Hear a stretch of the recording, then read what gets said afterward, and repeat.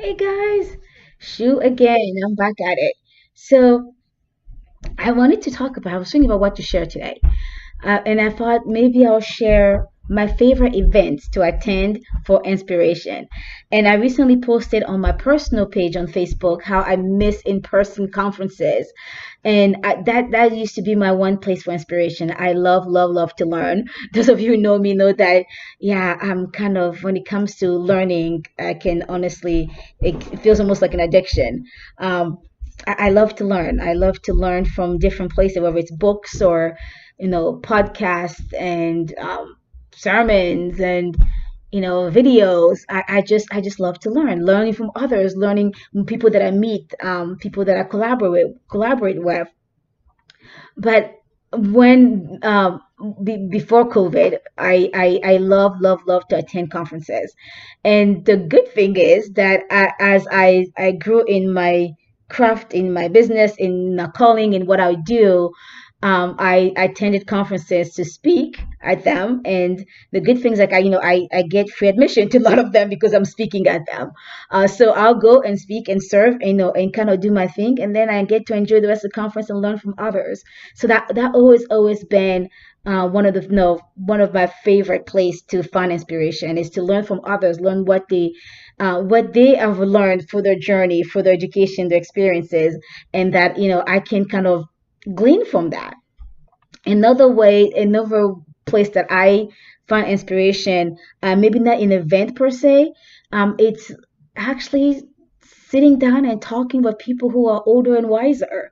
The joke goes that I don't have friends who are my own age, and honestly, thinking about it, that is very accurate. And I can trace that back since high school. I remember being in high school and being the youngest person in my class, just because let you know a secret. I skipped a few grades. Yes, I skipped a few grades in school. Not always because I wanted to. I guess, yeah, I guess I was doing pretty well in school, and the people who were in charge thought that I didn't need to. No, I didn't need to take the next grade, so they skipped me a grade ahead, and I did well. And then later on, so that happened once in elementary school, and then it happened again in high school, that I actually skipped a grade. So anyway, so because of that, I was always the youngest person. No, actually happened twice in elementary school. I did not do first grade. I went from what the equivalence of kindergarten here in the US. I did from kindergarten to second grade.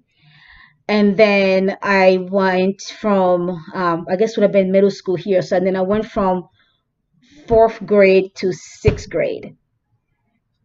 And then later on, then I did 1 year less in high school. So anyway, because of that, I was always the youngest person in my class. So, and I love to hang out with my friends. For me, they were just friends. And what I learned over the years is that even as an adult, that most of my friends are not my age. I think I have my very good friend. We're still my best friend since teenage years. She was born 2 days older than me, so at least she's really she's very close to my age. But she's the only one that I can say that's not that close. I might have a few friends from that I've known here and there who might be 2 3 years older than me, but people that I really learn from are usually about 10 years or older than me, to be honest. Yeah. And even right now, I think even here in the US, I hang out mostly with a lot of people who will be old enough to be my mom. Like I have acquaintances, I should say, who are in their mid 30s. But they're just that acquaintances, like people that actually open my life to, if you want, who know a lot about my stuff, are people who are, yeah, way older. So what can I say? I'm an old soul. Um, but that's where I find inspiration. It's through conferences and learning opportunities like that.